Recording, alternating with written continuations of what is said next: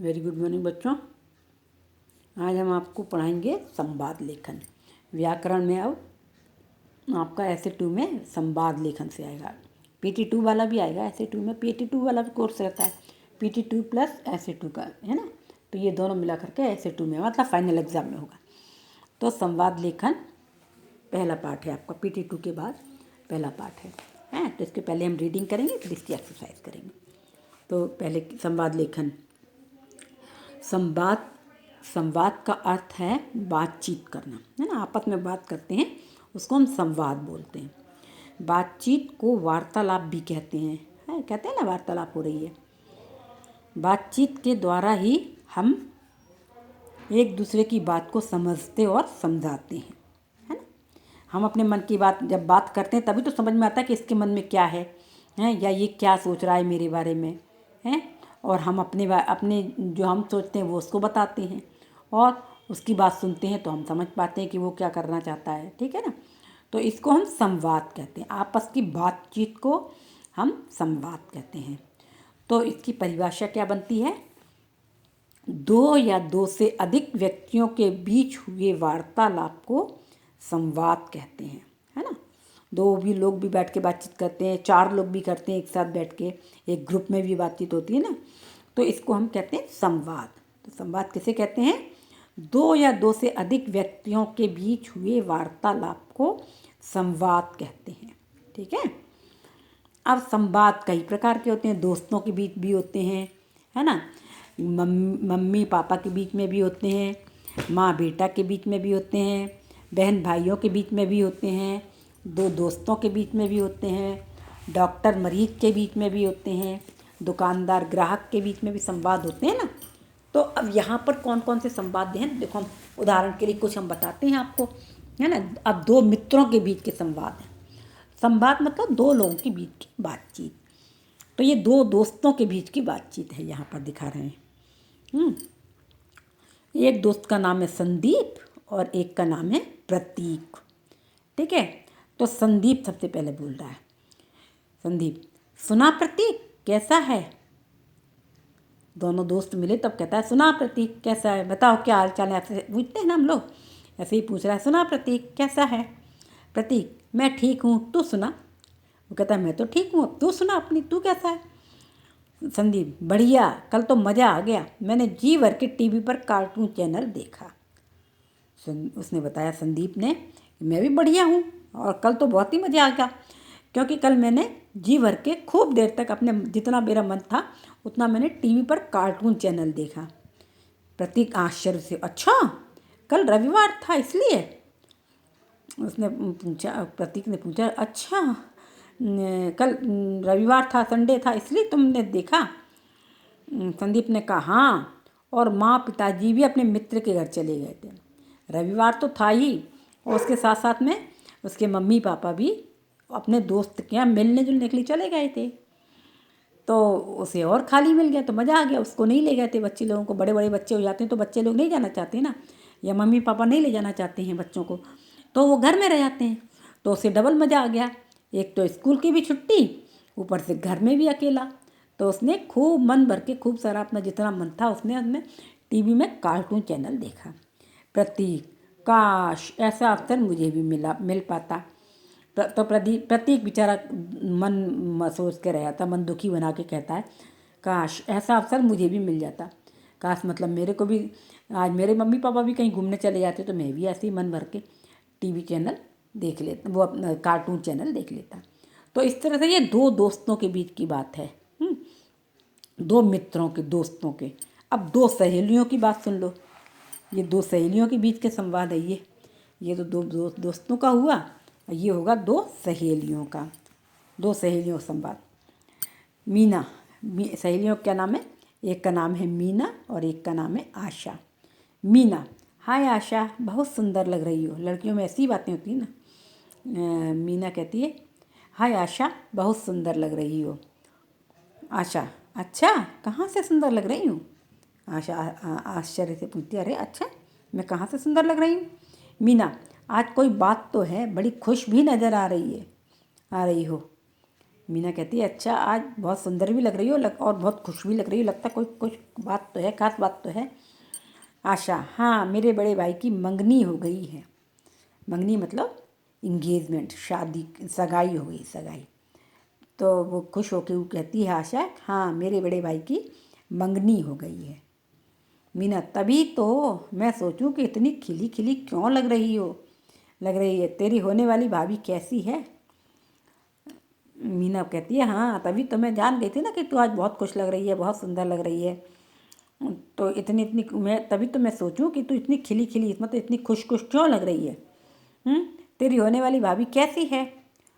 उसने पूछा तेरी होने वाली भाई की मंगनी भाभी से हुई है ना। तो उसने पूछा कि भाभी कैसी है। आशा बहुत सुंदर, बहुत प्यारी। आशा कहती है कि बहुत सुंदर है, बहुत प्यारी है। मीना देखा मैंने ठीक पहचाना ना। मीना कहती देख मैं समझ गई ना, ठीक समझी ना। आशा हाँ हाँ हाँ बिल्कुल ठीक पहचाना। आशा कहती हाँ तूने बिल्कुल ठीक पहचाना। अब तो इस तरह से दो सहेलियों के बीच की बातें है ना। तो इस तरह ये आपके दो दोस्तों के बीच की बात है और ये दो सहेलियों के बीच की बात है। कोई और भी चैप्टर हो सकता है, कोई और भी प्रश्न वो हो सकता है, विषय हो सकता है जिसमें ये दोस्त लोग अपने खेल कूद के बारे में भी कह सकते हैं कि मैं क्रिकेट खेलने गया, मैंने रविवार को अपने दोस्तों के बीच क्रिकेट खेला, जो मेरे मोहल्ले के दोस्त थे, तो भी आ जाता उसमें, तो ऐसा मज़ा आता। इस तरह से कर सकते हैं। ये दो सहेलियाँ भी कुछ और बातें भी कर सकती हैं, है ना। ये बात करें तो कुछ और भी बातें हो सकती हैं। तो मतलब दो सहेलियों, दो दोस्तों, इनके बीच की बातें कोई सी भी हो सकती हैं। संवाद किसे कहते हैं, किसी भी विषय पर बातचीत हो सकती है, तो उसको हम संवाद लेखन कहते हैं। अब हमको प्रश्न में दे रखा है हिंदी शिक्षिका के व्यवहार पर लिखे गए संवाद को पूरा कीजिए। अब ये कैसा है कि हिंदी की शिक्षिका के बारे में दो सहेलियों के बीच के बात को लिखना, संवाद को लिखना है कि हिंदी की शिक्षिका इनकी कैसी हैं। रेशमा और महिमा दो नाम है सहेलियों का। तो अब इनको आपको हिंदी की शिक्षिका के बारे में इन लोगों की आपस की बातचीत बताना है कि कैसे पूरा होगा। हमारी हिंदी की अध्यापिका बहुत अच्छी हैं। कौन कह रहा है, रेशमा कह रही है कि हमारी हिंदी की अध्यापिका बहुत अच्छी है। तो महिमा क्या कहेगी, हाँ हमारी भी हिंदी की अध्यापिका बहुत अच्छी हैं। वे है ना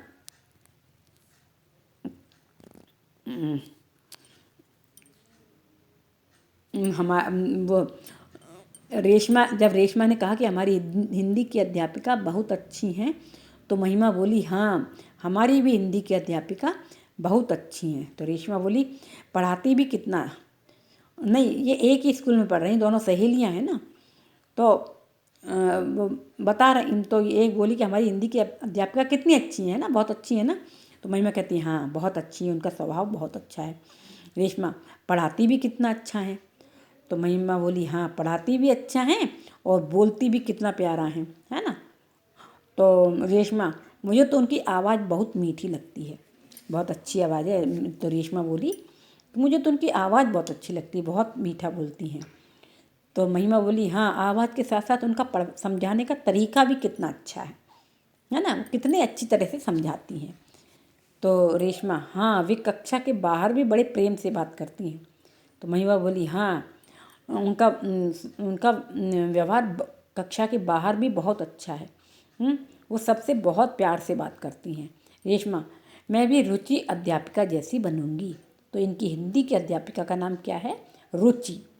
तो रेशमा कहती है कि मैं भी इतनी ही अच्छी अध्यापिका ही बनूंगी और इन्हीं रुचि अध्यापिका जैसी बनूंगी। इस तरह से आप अपनी ये हिंदी शिक्षिका के व्यवहार के बारे में यहाँ पर ये वार्तालाप लिख सकते हैं। अब इसी तरह से खेल कूद प्रतियोगिता पर लिखे गए संवाद को पूरा कीजिए।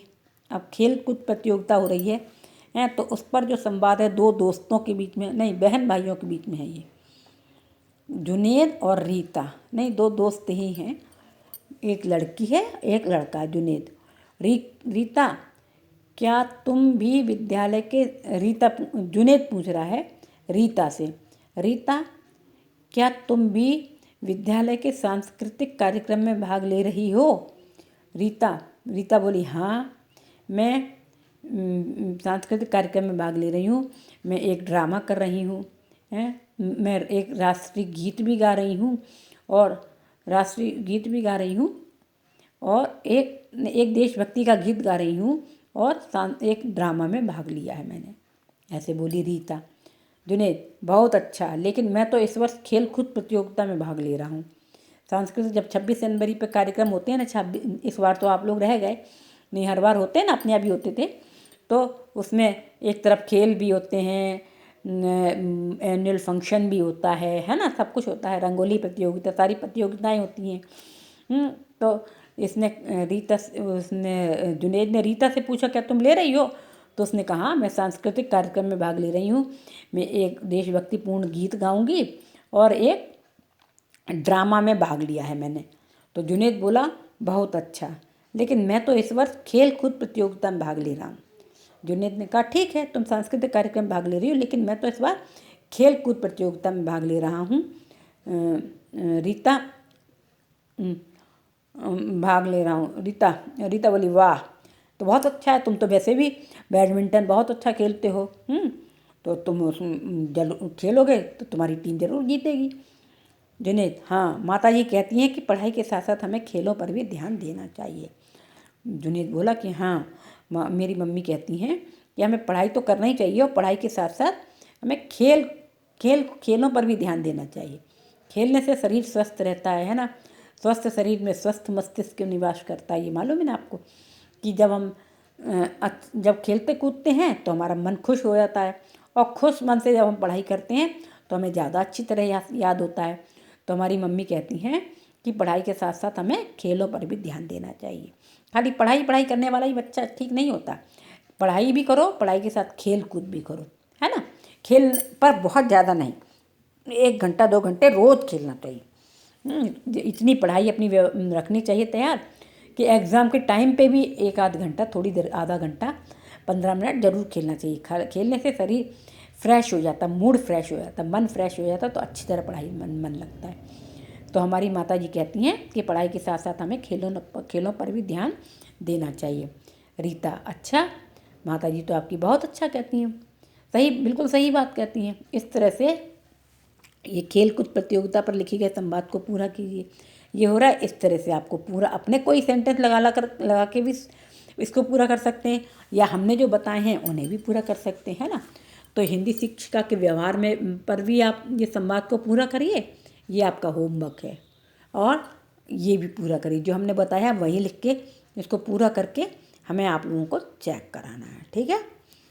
अब इसी तरह एक्सरसाइज में खेल ये भी दिया है, क्या, अपने मनपसंद टीवी कार्यक्रम के बारे में मित्र से वार्तालाप कीजिए। अपने दोस्त से, कोई आपको टीवी पर कोई मनपसंद कार्यक्रम अच्छा लगता है, किसी को कार्टून देखना अच्छा लगता है, किसी को कोई सीरियल देखना अच्छा लगता है, किसी को वो आता है, कौन कौन से आते हैं ना, वो भी टीवी जो भी कोई कार्यक्रम आते हैं उनके बारे में अपने मित्र के साथ हुई बात, को साथ में लेकर के बातचीत के द्वारा इसको आप लिखना है। और दूसरा क्या है, कक्षा में आई नई लड़की के साथ मित्रता का हाथ बढ़ाते हुए बातचीत कीजिए। कैसे, कोई लड़की आई है, हेलो, मेरा नाम रीता है, तुम्हारा नाम क्या है? वो बोलेगी, मेरा नाम गायत्री है, मैं कक्षा 4 में आई हूँ, मैं भोपाल से आई हूँ, मेरे पापा SDO हैं, तो भोपाल से उनका ट्रांसफ़र यहाँ हो गया है, तो मैं यहाँ आई हूँ नई। तो अब रीता पूछेगी, तो आप तो कहाँ रहती हो तुम? तो वो बताएगी कि मैं बजरंग नगर में रहती हूँ, या मैं इंदिरा नगर में रहती हूँ, हैं। तो फिर ये बोलेगी, अच्छी, बहुत अच्छी बात है। वो बोलेगी, नई लड़की रीता बोलेगी, रीता नहीं, दूसरी क्या नाम है, जो दूसरी लड़की बोलेगी कि मैंने इसी स्कूल में एडमिशन लिया है, क्या तुम मेरी मदद करोगी? रीता बोलेगी, ज़रूर, बिल्कुल हम मदद करेंगे आपकी। और इस तरह से उसको बोलेगी कि हम तुमको हिंदी की कॉपी दे देंगे, अपनी सब विषय की कॉपी दे देंगे, उस कॉपी से अपना गृह कार्य पूरा कर लेना है, और हम हम और तुम्हारी सहेलियाँ बनवा देंगे। तो यहाँ पर तुम खूब अच्छे से रहोगे, खूब अच्छे। सब लोग यहाँ पर बहुत अच्छे हैं, यहाँ की शिक्षक शिक्षिकाएँ बहुत अच्छी हैं। उनके संग उनसे पढ़ाई करते हुए आपको बहुत अच्छा लगेगा, हैं। तो इस तरह से उससे दोस्ती का हाथ बढ़ाते हुए अपने बातचीत कर सकते हैं और इसको संवाद लेखन में बदल सकते हैं, है ना। इस तरह से ये आपका ये भी हो गया। और ये वाले जो ये होमवर्क है आपका, ये और ये संवाद लेखन पूरा कर लेना, ठीक है। और इनमें से कोई एक परीक्षा में भी आ सकता है, ठीक है। चाहे खेलकूद प्रतियोगिता के बारे में, चाहे हिंदी शिक्षिका के बारे में, चाहे ये दो सहेलियों के बीच संवाद में, या दो मित्रों के बीच संवाद। इस तरह से ये आपका चैप्टर आज का पूरा हुआ। तो आपको केवल होमवर्क में क्या करना है, ये संवाद पूरे करने हैं। ये हिंदी शिक्षिका के व्यवहार पर और खेलकूद प्रतियोगिता पर लिखे गए संवाद को इनको पूरा करना है होमवर्क में, और साथ साथ में याद भी करना है, क्यों इस बार ये परीक्षा में ज़रूर आएगा, है ना। इसकी फाइनल एग्ज़ाम की परीक्षा में ज़रूर आएगा। तो इसको लिखने के साथ साथ याद भी कर लेना है। पाठ नंबर, पाठ का नाम ज़रूर डालना, और एक पेज हिंदी का सुलेख लिख लेना। यदि आपका बचा होगा तो एक पेज सुलेख भी लिख लेना, है ना। तो ये आपका होमवर्क हो जाएगा आज का। और इसके साथ साथ आपको पाठ 19 से ही नहीं, पाठ 19 से तो ऐसे 2 का है, और लेकिन PT 2 के भी सारे PT 2 का पूरा कोर्स भी इसमें आएगा आपके फाइनल एग्ज़ाम में। तो PT 2 प्लस ऐसे 2 ये मिला के आएगा। तो आपको PT 2 के भी सारे करना है। और इसके साथ साथ विलोम, पर्यायवाची, अनेक शब्दों के लिए एक शब्द, अशुद्ध शब्द को शुद्ध रूप लिखना, ये तो आपको हमेशा ही आएंगे, है। 4th क्लास में आ गए तो इनको कोर्स नहीं होता है इनका, ये हमेशा आते ही हैं, हमेशा हर परीक्षा में कोर्स में रहते हैं, है ना। तो इनकी आपको हमेशा तैयारी करके रखना चाहिए, है ना। तो ये आपका आज का होमवर्क होगा। एक पेज सुलेख लिख लेंगे, है। सुलेख की कॉपी में यदि आपका सुलेख बचा हुआ तो एक पेज सुलेख भी लिख लेंगे। Okay, good day.